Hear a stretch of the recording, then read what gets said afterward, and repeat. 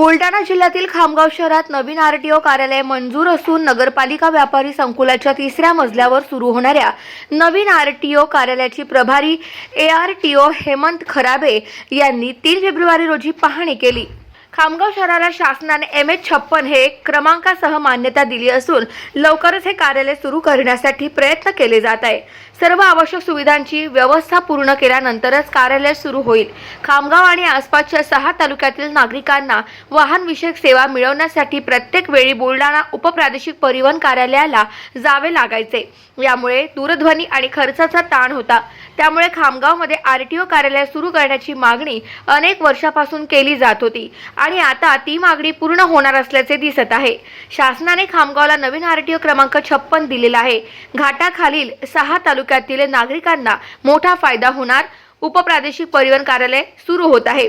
Khamgaon RTO कार्यालयासाठी वाहनाच्या fitness certificate आणि driving licence तपासणीसाठी जागेचा शोध घेतला जात आहे।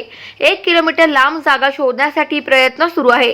यासाठी भारतरत्न डॉक्टर बाबासाहेब आंबेडकर मैदानाचा पर्याय देखील विचारात घेतला जात असल्याचे ते म्हणाले। खामगाव कार्यालय जे आहे उपप्रादेशिक परिवहन अधिकारी कार्यालय MH56 त्याच्या पाहणीसाठी अकोल्यावरून आलो होतो आणि इथली पाहणी बघता इथे कसं आहे की ज्या सोयीसुविधा आहे त्या लवकरात लवकर पूर्ण करून ऑफिस चालू करायचं आहे। त्यासाठी सध्या ब्रॉडबँड कनेक्शन आहे, इलेक्ट्रिफिकेशन आहे, फर्निचरची व्यवस्था आहे, बिल्डिंगचं मेंटेनन्स, बिल्डिंगचं सगळं काही इन्फ्रास्ट्रक्चर आहे, हे सगळं बघता लवकरात लवकर सुरू करण्याचा प्रयत्न राहील।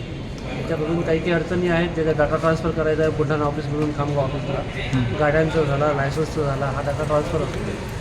नंतर एक DDO कोड असतो, जे लोक पेमेंट करतील काही सेवासाठी, लर्निंग लायसन्ससाठी किंवा गाडी ट्रान्सफरसाठी, रजिस्ट्रेशनसाठी म्हणा, त्यासाठी जो DDO कोड असतो ट्रेझरीमधून, GST नंबर असतो, या सगळ्या गोष्टी आता इन प्रोसेस आहेत आणि लवकरात लवकर पूर्ण होऊन आपलं ऑफिस लवकर सुरू करायला प्रयत्न राहील। गाव माझा न्यूजकरिता प्रवीण मोरे, शेगाव, बुलढाणा।